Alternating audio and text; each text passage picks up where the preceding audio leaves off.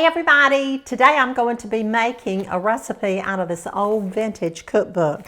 Y'all, it doesn't even have a cover on it, and I bought it when I was a senior in high school, and that was back in 1966. So this is what, almost 60 years old, and y'all, I have used this. It is my go-to. It's a collection of desserts that a group of home economics teachers put together from across our United States of America. It is priceless to me. I love it, and I go to it all the time. So it was lying on the counter, and Doug saw it, and he said, he just started thumbing through it, and he said, oh, that sounds good. Well, y'all, today we're making a quick and easy cherry pudding. Now, this does not at all remind me of pudding.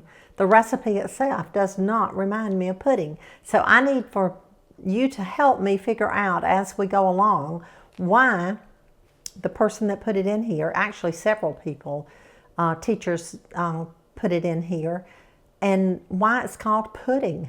But I know it's going to be delicious. You have all the ingredients in your pantry, I am sure. So let's get busy, let's make it together, and we'll see how it turns out. I have preheated my oven to 350 degrees, and I have an 8 by 11 baking dish here. The first thing that we want to do is to melt our butter.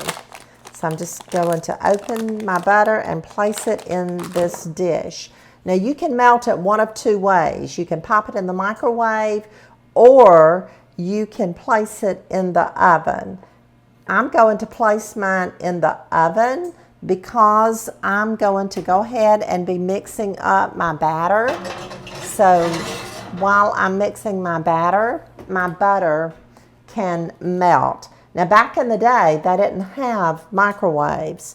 So that's the reason that they say place it in the oven and let it melt while your oven is heating up. Now we're going to combine in a small bowl, or medium-sized bowl, whatever size bowl you want to use, 1 cup of sugar and 1 cup of all-purpose flour. I sifted the flour and then I measured the flour. To this, we're going to add 1 1/2 teaspoons of baking powder. Baking powder. A lot of people get baking powder and baking soda mixed up, and there is a difference in your recipes. One will call for one thing and one will call for another. Sometimes you'll find a recipe that will call for both. But today I'm using 1 1/2 teaspoons of baking powder. So I'm just whisking this around, mixing my dry ingredients. The next thing that I'm going to do is to slowly add 1 1/2 cups of whole milk. Just whisking this around, and you'll notice that this is going to be a little soupier than if you were making a pie or a cobbler, whichever you want to call it, by a recipe that calls for a cup of sugar, a cup of flour, a cup of milk. This is going to be different. And I think the reason that it's different is because we're going to be using a pie filling that's going to be a little bit thicker than your canned fruits would be that would just normally have juice in it. So I'm just whisking the flour, the sugar, the baking powder, and the milk together. So now we're ready to check and see if our butter is melted. Our butter is melted, so now we're ready to pour our batter over the butter. We're not going to stir this. We're just pouring the batter over the butter.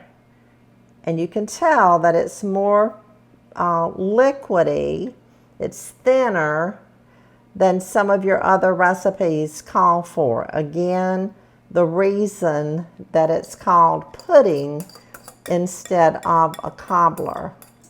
Most cobblers will have a topping, kind of like a crust. So now we're just going to place that aside, and we're going to take 1 can, this is a 21-ounce can, I believe, of cherry, yes, 21-ounce can of cherry pie filling. And we're just going to spoon this over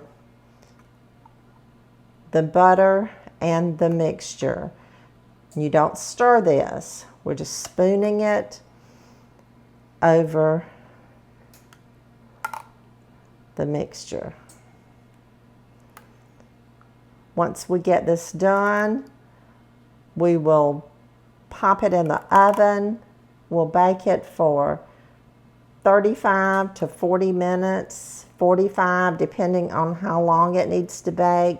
You just want it to be brown on top, kind of firm in the center, and you'll notice that I'm strategically placing the cherries so that everybody, when they get a serving of this, that they'll have a cherry in their pudding. I think I may have called it a cobbler, but anyway, we're making a quick and easy cherry pudding by this vintage recipe. I like to use a spoon to do this because I like to reach down in the bottom of it with the spoon before I ever start dipping and kind of stir it up. The jelly-like filling settles to the bottom, and so I like to kind of mix it up, as I said, so it'll spread out the cherries. So that looks good to me. I've got a little bit more in here. Just placing it around. And now this is ready to go in the oven, and we'll bake it, and when it gets done, I'll be back. Our quick and easy cherry pudding is done. It's ready to come out of the oven. I want you to look at that. Y'all, this looks amazing. I can't wait to let it rest. We're gonna have to let it cool for quite a while. It is just absolutely too hot. But I have a feeling that it's going to be rich, it's going to be moist and delicious. Okay, our cobbler has rested, and now we're going to dip some. I'll tell you if the texture looks like and feels like pudding. Y'all look at that. I think it does. It's kind of jiggly. Oh my goodness. I'm just going to dip a little bit because I don't need a lot. Oh my goodness. I'm dropping the spoon. Okay, now let me get some ice cream. Just going to dip some if I can. Place on top. Oh my. I wish you were here. Look at that. Y'all, that is beautiful. And that is just what came out of my oven. I hope you have a blessed day.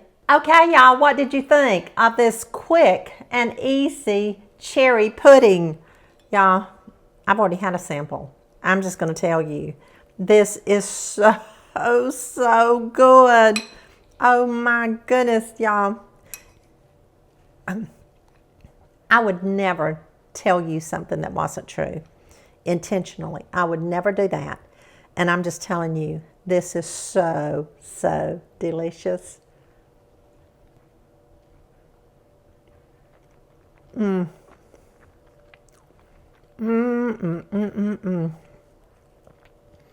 Y'all, you have to try this recipe. Share it with your friends. It will be an Easter favorite sometime during the weekend. It doesn't have to be for Easter Day. But you will want to make this. I'm telling you, you will want to make it. Enjoy it yourself. Serve it to your friends. That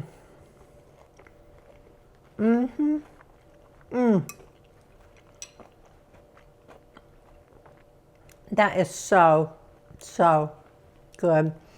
Thank you for joining me. I hope that you will try this recipe. And I will see you again really soon.